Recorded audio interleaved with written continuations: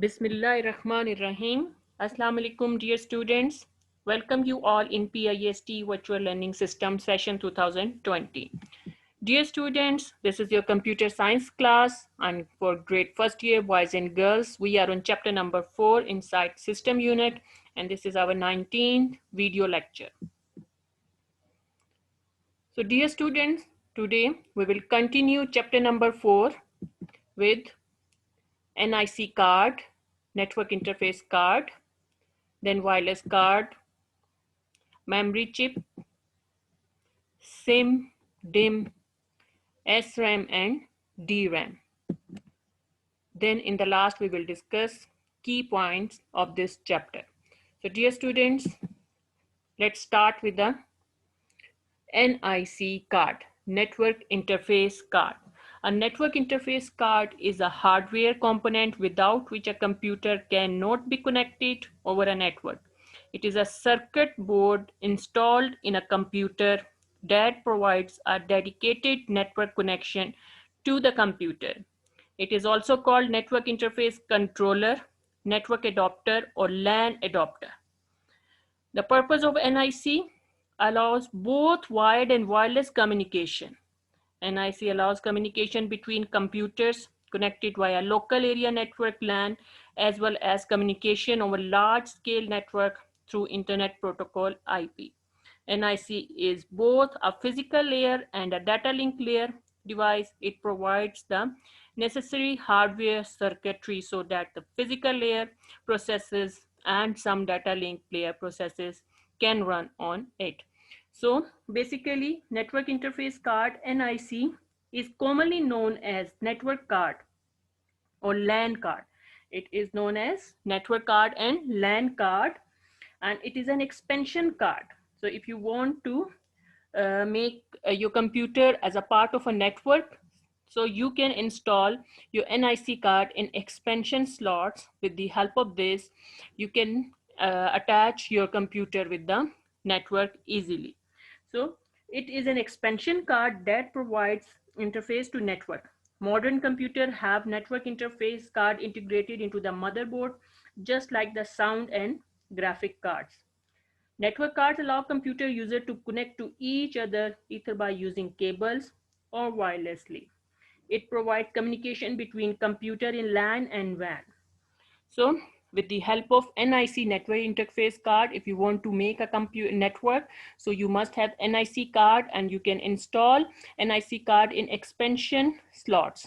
This is an expansion card, but in nowadays we have NIC card on board. On board means integrated with the motherboard, so already it is installed on your motherboard when you purchase a new computer. So like a sound card and a video graphic card, nowadays NIC card also on board.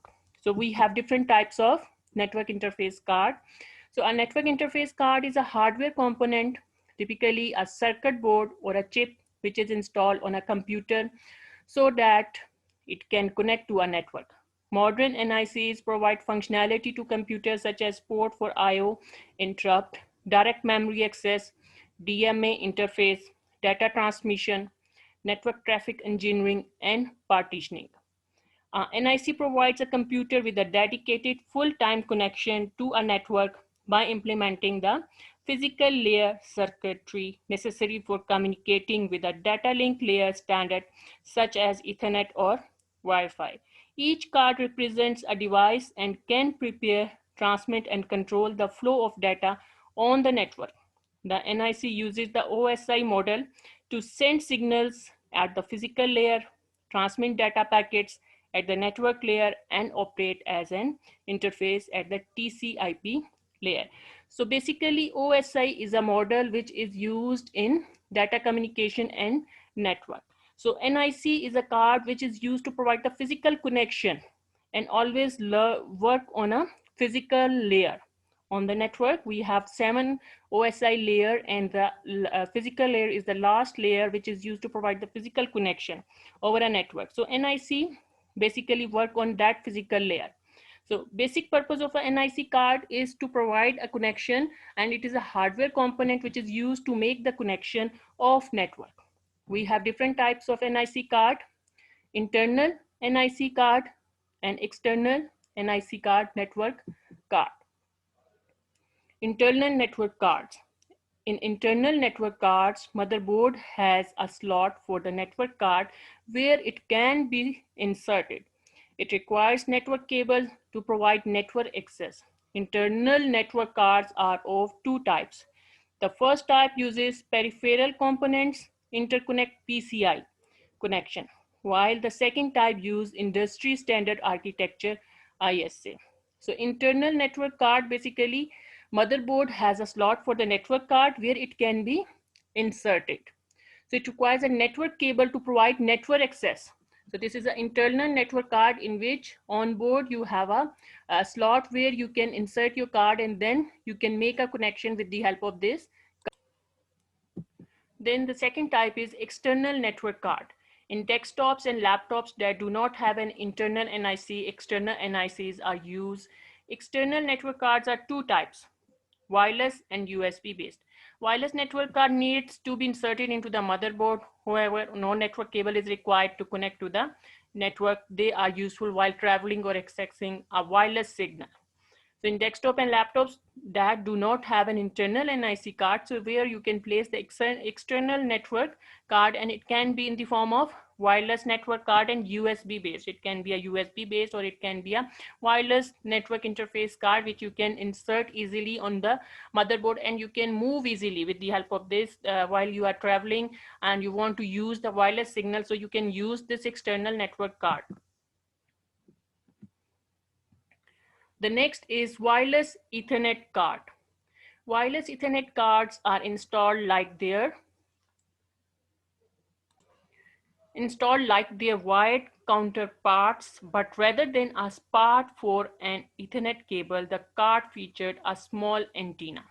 The card communicates with the central wireless switch or hub via radio waves. Wireless LANs may have some restrictions depending on the material the building is made from. For example, lead in walls can block signals between the network interface card and hub or switch. So basically, wireless Ethernet cards are used to wireless network connection.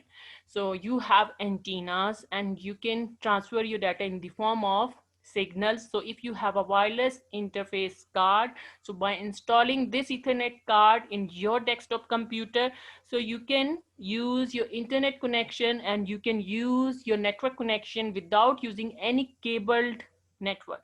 So with the help of the wireless network, you can transfer your signals, but it depends on the material and the building and the range. Sometimes some restrictions are there, and restrictions are depending on the material the building is made from. For example, lead in the walls can block signals between the network interface card and a or hub. Wireless network interface card connects computer to network so it can send and receive data. On wired network, NIC has a port for a cable connector as seen in figure. On wireless network, the NIC has an antenna to send and receive RF signal. RF radio frequency signals can be sent with the help of antennas in wireless network interface card. NIC change internal data from parallel to serial, divides data into packets with sending and receiving addresses, determines when to send packet and transmits packets. So wireless interface card basically are used for the wireless networking. Their data transmission speed is generally less than wired card. They are attached to PCI slot or USB port. Okay, so their speed is slow rather than wired network card because there are some problems and restriction in wireless network and in wireless card. Then next is gigabit Ethernet card. The gigabit Ethernet is a part of an Ethernet family of computer networking and communication standard. It is a communication standards. The gigabit Ethernet standard support a theoretically maximum data rate of 1 gigabit per second, 1000 megabits per second. It can send and receive 1000 megabits per second. How does gigabit Ethernet work? It has once believed that achieving gigabit speed with Ethernet would require the use of fiber optic cables. or other special network cable technology. So this speed is these network card are Ethernet family, belongs to the Ethernet family, and they are high speed network card and which works on a fiber optic cable or other special network cable technology. Fortunately, those are only necessary for long distances. For most purposes, gigabit Ethernet works well using a regular Ethernet cable, specifically the Cat5e and Cat6 cabling standards. These cable types follow the 1000 base T cabling standard, also called IEEE 802.3 AB standard. So these are IEEE standard which follow by the gigabit Ethernet, where gigabit Ethernet works. So this card have data transmission rate up to 1 gigabits per second. These cards are attached to the computer using PCI slots. And these cards are the fastest way for the communication and are used to send and receive your data on fastest way by using an Ethernet cable over a long distance. These are used over a long distance to send and receive your signals with the help of Ethernet cable, and these are more reliable and secure, and maybe they are using fiber optic cables or other special network cable technologies. So dear students, the next topic is memory chip. What is a memory chip? A memory chip is an integrated circuit made out of millions of capacitors and transistors that can store data or can be used to process code. Memory chip can hold memory either temporarily through random access memory RAM or permanently through read-only memory. Read-only memory contains permanently stored data that a processor can read but cannot modify. Memory chips comes in different sizes and shapes. Some can be connected directly while some need special drives. Memory chips are essential components in computer and electronic devices in which memory storage plays a key role. So memory chip basically is an integrated circuit chip, and in previous lecture in chapter number 2 we have already discussed about all types of memory chip. We have different types of memory chip like flash memory, SIMM, DIMM, RIM, SRAM. So memory chip basically is a circuit made millions of capacitors and transistors which are used to store data easily and then process. We have various types of memory chips which are available nowadays, and we can use to store our data for temporary. So memory chips, sometimes the memory chips are volatile. When you are turn off the computer, your data is cleared and washed out. And when you read only, we have different types of memory chips, read only memory and random access memory. So all these are the memory chip. They are further divided into many other types. SIMM and DIMM, single inline memory module. Single inline memory module. SIMM is that the little circuit board having notices wherever the RAM chips are fixed. SIMM's connectors and therefore the slots situated on the motherboard are created of metal, gold or tin. In SIMM pins present in interface are connected. There are two types of SIMM presents, one with 30 pins and another one is with the 72 pins. So single inline memory SIMM, it is a memory module. SIMM is a type of a memory module. It is the small circuit board with a bunch of memory chip on it. SIMM is a plug-in into particular socket on the motherboard. So you have a particular expansion in the socket on a motherboard where you can insert your SIM card. Okay, add SIM, add memory. It is used to add memory to computer and is referred to the random access memory. It is used to add memory. SIM basically is used to add memory in your computer system, and it is referred to the RAM, random access memory. SIM special typically used up to 32-bit bus. They have storage capacity ranging from 256 KB up to about 32 MB. So SIMs were used in early computers of 80s and 90s. Then the other type is dual inline memory module, DIMM. DIMM additionally has metal connectors almost like SIMM. However, either of the parameters of connective doesn't admit the opposite. DIMM supports 64-bit channel for data transferring while SIMM supports only maximum of 32-bit channel. There are three types of DIMM present in which are used by modern motherboard. One with the 168 pins, and second one is the 184 pins, and the third one is 240 pins. SIM have just one usable spec because of having only one set of the instrumentally, whereas DIMM have completely different signal pin at either side that squared measures and doesn't believe the opposite side.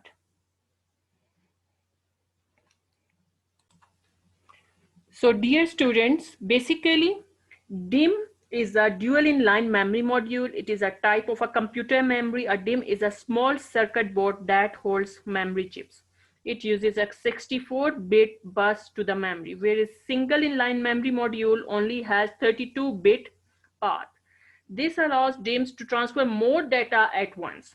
So DIMMs are more faster than SIMM because they have dual inline memory module, and SIMM have single inline memory module. So DIMM have replaced SIMMs because they have faster data transfer rates and better capabilities than DIMMs. Memory capacities of DIMMs range from 64 MB up to 512 MB. SIMM 30 and 72 pins bottom SIMMs early 30 pins module commonly had either 256 kilobit or 1 MB of memory module. So SIMM is a single inline memory module, and this is used 32 and 72 pins bottom on single inline. On one side they have a pins. So basically it is a small circuit board with a bunch of memory chips on it. Okay, as you can see, as you can view on the screen. So SIM is a plugged into particular socket on the motherboard. It is used to add memory to the computer and is referred as random access memory, RAM, as well. Then we have a DIMM.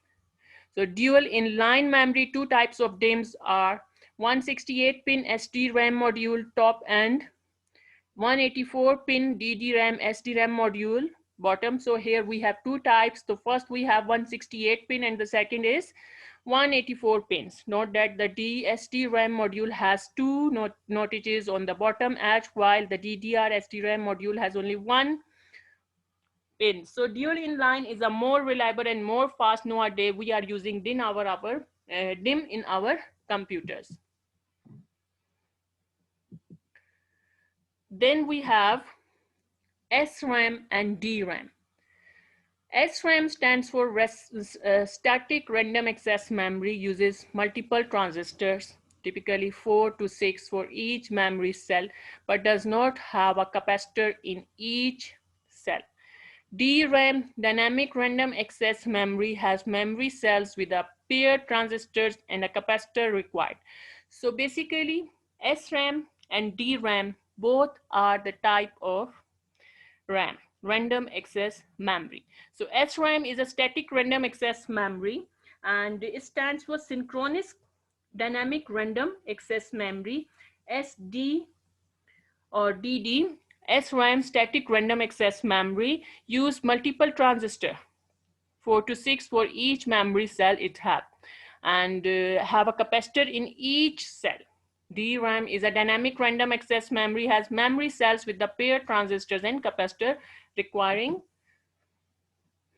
So SRAM, because it does not require refreshing, not only are refreshes not required, SRAM is much faster than DRAM. SRAM is available in access time of 2 nanoseconds or less, and lower density, higher speed. They can work on a high speed. SRAM use a cluster of 6 transistors for each bit of storage. Problem with SRAM is it is very expensive. SRAM is mostly used in cache memory inside of processor and on motherboard. Then we have dynamic RAM, DRAM.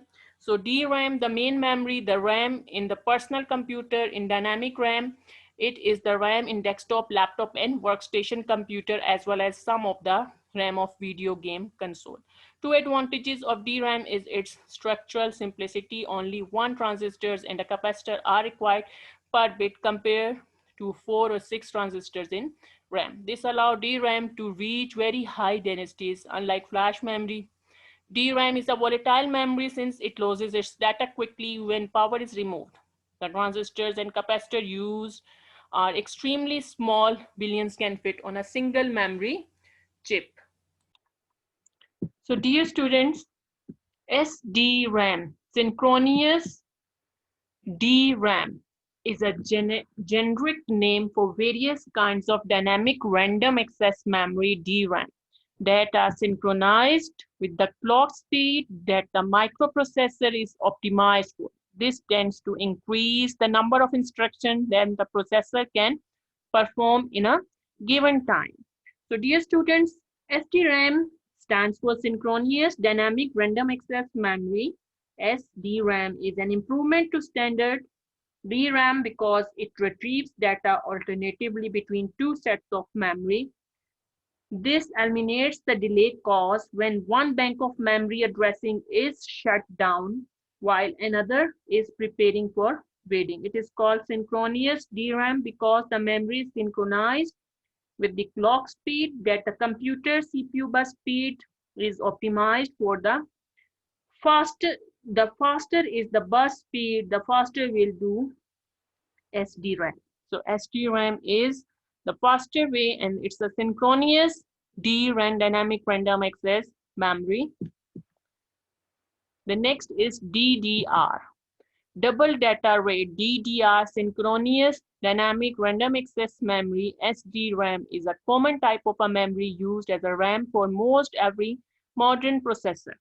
First on the sense of this stack of was dynamically random access memory DRAM introduced in the 1970s. DRAM is not regulated by a clock. DRAM is asynchronous, not synchronized by any external influence. So DDR, SDRAM double data rate. SDRAM is a synchronous dynamic random that has improved memory clock speed. As compared to the simple SDRAM, it reads or writes 2 consecutive words per clock cycle.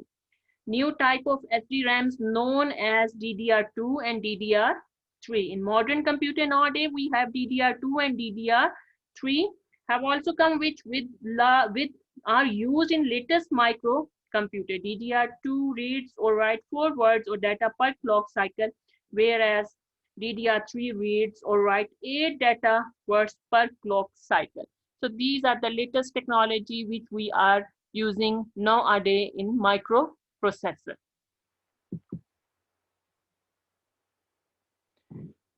So dear students, this is the end of the chapter. We have finished chapter number 4, and in this chapter we have discussed these points. So these are some important key points. Computer casing. A computer casing is a box that contains most of the components of a computer. Computer casing with all the components installed inside it is called system unit or main unit of computer. Power supply is used in computer to convert alternative current AC to low voltage direct current DC for operation of components of the computer. Motherboard or main board is a circuit board that connects all the components of computer system through ports, cables, or expansion slots. This controller is a circuit on the motherboard that allows communication between CPU and any other drive such as hard drive or CD. Computers have various types of ports on the motherboard that produce at the back of the system unit of connecting devices. Serial ports transmit 1 bit of data at a time over a single wire, whereas parallel ports transfer multiple bits over several wires at the same time. Expansion card is a printed circuit board that is inserted onto an expansion slot on the motherboard. It is also known as add-on cards, interface card, or just card. Commonly used expansion cards are sound card, modem card, network card, interface card, and graphic card. In modern computer, these cards are integrated on the motherboard. SIMM stands for single inline memory module. It is a small circuit board on which RAM chips are wired together. DIMM stands for dual inline memory module. It is also a small circuit board like SIMM, but it provides wider data bus and has more storage capacity. So these are the important points which we have already discussed in this week and in this chapter. So let's continue with the exercise of this chapter. So we have MCQs. The first of all, number 1 MCQs, which port is generally used to connect video devices to the computer? So 5-wire port, USB port, PS2 port, parallel port. So A, fire wire port. Number 2, what is computer casing with all the components installed inside it called? A, computer system, B, CPU, C, motherboard, and D, system unit. Yes, the D, system unit. What is the interface that provides connection to external devices called? Expansion slots, memory slots, disk controller, and ports. So ports are an interface where all external devices are attached. Which of the following provides interface to the network? NIC, modem, parallel ports, BIOS. NIC, network interface card, provides the interface to network. Which part of computer protects or organizes all the main parts of computer? Power supply, motherboard, casing, expansion slot. So here, casing.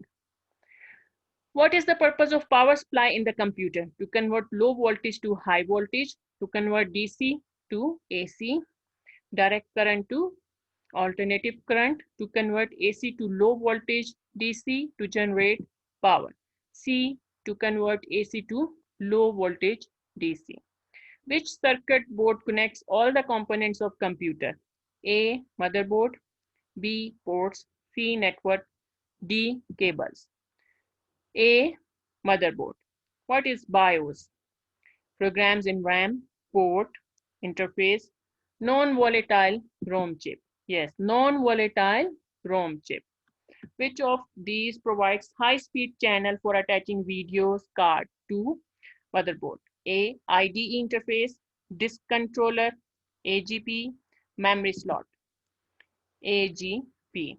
The last one is which card display text graphics and image on the screen? Network card, gigabit card, modem card, video graphic card. Yes, video graphic card. So dear students, now it's time to your homework. So short question answers part 1 to 10 you have to do on your computer register or notebook, and long question answers part 1 to 5 you have to write all the answers on your notebook. Dear students, thank you so much for your attention. Inshallah, in next week and in next lecture I will see you. Till then, Allah Hafiz.